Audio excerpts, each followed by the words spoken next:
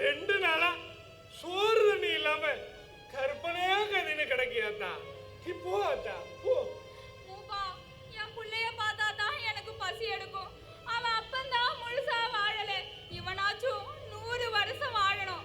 இவனுக்கு இந்த வாழ்வீச்சு வேல் கம்பெல்லாம் வேணான்னு நினைச்சு வளர்த்தேன். என்னன்னா 13 வயசுல கையில தூக்குனவன் நம்ம ஊருக்காகவும் இந்த சமீனுக்காகவும் இன்னும் கீழே வைக்கல.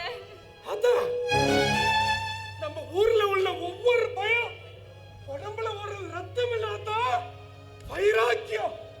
வைராக்கியம் பெத்து வளர்த்த ஊருக்கு ஒண்ணுன்னா உசரையே காத்துல விட்டு போறவன் தான் நம்ம காட்டு போய காக்கிறவ கடவுள்னா நம்ம மருதன கருப்பசாமி தாத்தா.